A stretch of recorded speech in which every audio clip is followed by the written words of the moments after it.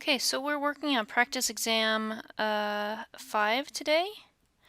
The first question has a graph and it's asking you to answer 7 parts of that graph, 7 questions related to it. First is the domain and the range. So when I'm doing domain and range, the first thing I want to look for is these arrows, okay? Those arrows indicate that the graph goes left forever and up forever. I know it goes at a diagonal, but if you think about it as horizontal and vertical components, then the horizontal components are your domain and the vertical components are your range. So break it up like that. So the domain, how far left can you go? Well, left forever. That's what this arrow says right here. It says left forever, so that's negative infinity. Infinities always get parentheses. And right forever, so that's in positive infinity. The range says up forever, so the highest it can go is positive infinity, but the lowest it can go, we always do these in low, high, the lowest value looks like negative 3. Now because the lowest value is a number, we get a bracket. We get to include that number. You just don't get to include infinity. The x-intercepts you'll find on the x-axis where the graph intercepts the x-axis. So here's your x-axis and it intercepts right there and it intercepts right there, which looks like negative 2, 0 and 1, 2, 3, 4, 0. Once you have the x-intercepts, you can get the zeros by just taking the x values and writing the x values. That's only for the x-intercept. X-intercepts and zeros are basically the same thing, just written differently. A lot of students accidentally make the mistake of making the y-intercept into zeros, and that's not correct. To find the y-intercept, you're going to look up and down the y-axis, and wherever the y-axis intercepts, which in this case looks like at 2, make sure you write your x and y intercepts as ordered pairs. So in this case it's 0, left and right 0, and down 2.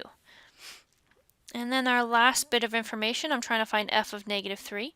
So remember, this is like an x value. So if I go over negative 1, 2, 3, I look up and down my graph until I find the intersection point. That point is negative 3, 1. So f of negative 3 is equal to positive 1. And the reason is because if you plug in negative 3, you should get out a positive 1. Okay?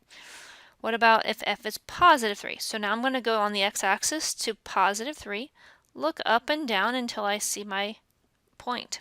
At positive 3, I have a value of negative 1. And that's it.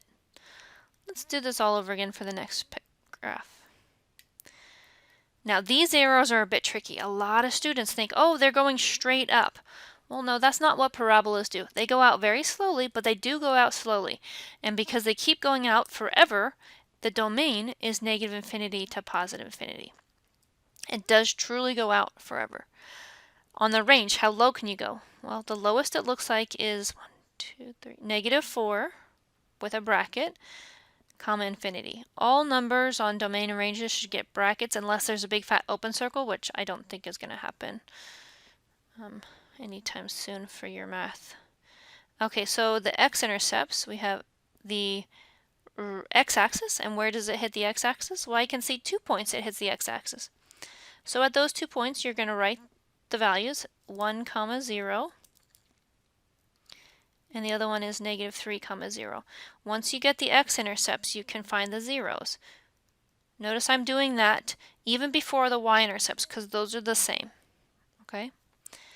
Don't try to make the y-intercepts into zeros. So when I look at the y-axis, up and down on the y-axis, my graph intercepts once, 0, negative 3. Notice that there's a possible multiples on the x-intercepts. I put parentheses around the s, but on the y-intercept there's only ever one, so there's no parentheses with the s plural there. Okay, so maybe you can use your context clues to make sure that you're not putting more than one y-intercept there. Okay, find f of negative 1. If x is negative 1, remember this is the x value.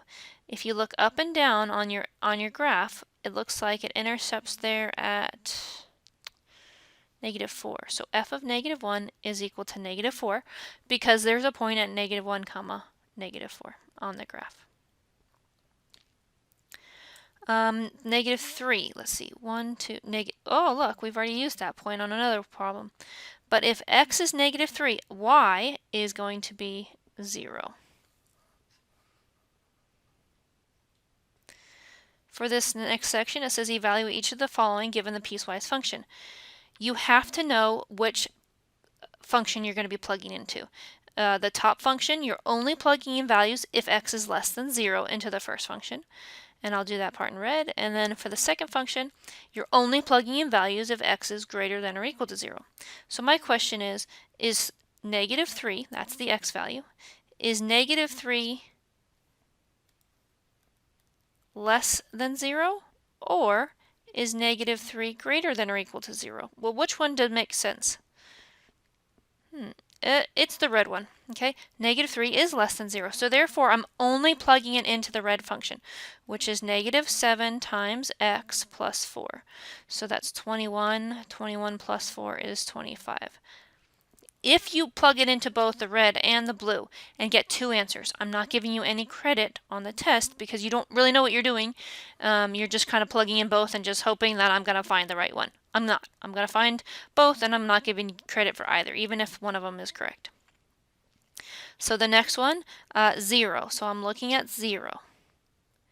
Is 0 belong to the red group where 0 is less than 0? Is that true?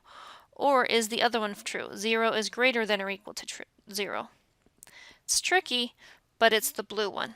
And the reason it's the blue one is because of the or equal to. So therefore, I'm only plugging this in to the second function, which is x cubed plus minus 2 times x plus 1. 0 cubed minus 2 times 0 plus 1 is 0 minus 0 plus 1, or 1. And the last one, 2. If you're thinking about the value function 2, is 2 less than 0 and belong in the red group, or is 2 greater than or equal to 0? Well, 2 is greater than or equal to 0, so I plug it into the second function. Don't plug it into both. I will catch you and I will give you no credit. 8 minus 4 plus 1 is 4 plus 1 is 5. Okay, so the first one got plugged into the first one, so number 3 got plugged into the red, and 4 and 5 got plugged into the blue only.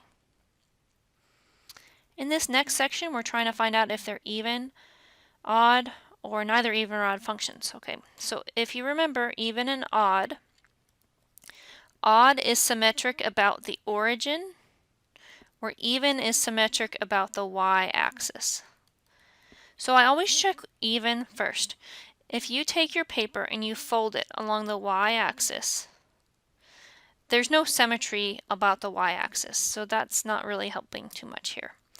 Okay, once you've already folded along the y, then take that and fold it also along the x. I don't see any symmetry about the origin. I don't see any symmetry about the y-axis, so this one happens to be neither even nor odd. Okay. On the next one, if you fold across the y-axis, I always check for even first.